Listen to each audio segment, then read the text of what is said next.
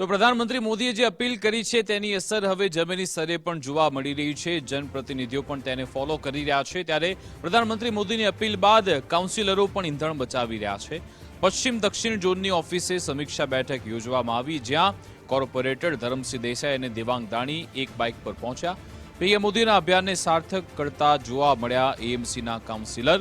સાબરમતીના 4 corporator પણ એક ગાડીમાં બેઠકમાં પહોંચ્યા હતા।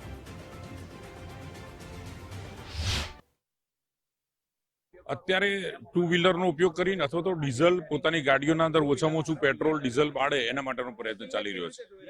એટલે અત્યારે સરકારે જે અમને બધાને લોકોને મેસેજ આપ્યો છે એનું અનુપાલન અમે કરીએ પહેલા એ જ વાત શરૂઆત છે।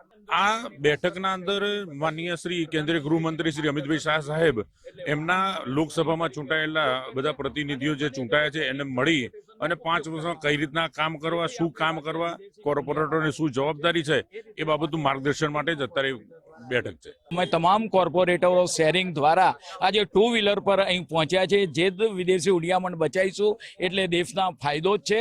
અને આજની મિટિંગ માટે અમે અમારા ગાંધીનગર લોકસભાના તમામ કોર્પોરેટરો ટૂંક સમયે પહોંચશે અને અમારી મિટિંગ આદરણીય દેશના ગૃહ અને સહકાર મંત્રી અને ગાંધીનગરના સાંસદ એમનું અમને માર્ગદર્શન પ્રાપ્ત થશે। નવા મેયર બાબતે કોઈ ચર્ચા થશે? પાર્લામેન્ટરી બોર્ડ નક્કી। આપણા જે સહકાર મંત્રી છે એ બધા કોર્પોરેટરો સાથેની મુલાકાત લેવા આવ્યા છે। અને બીજું અમે બધા એક સાથે એટલા માટે આવ્યા છીએ કે આપણા માનનીય વડાપ્રધાન શ્રી નરેન્દ્ર મોદી એવું આહવાન કર્યું છે કે બધા જેટલું બચે એટલું પેટ્રોલ બચાવો, કટોકટી કરો।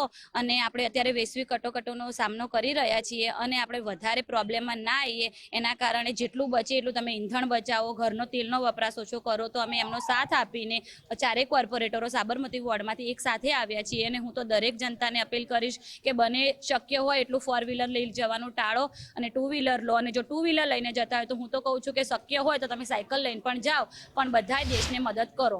મોદીજીનું આહવાન છે કે બધા આપણે પેટ્રોલ બચાવીએ।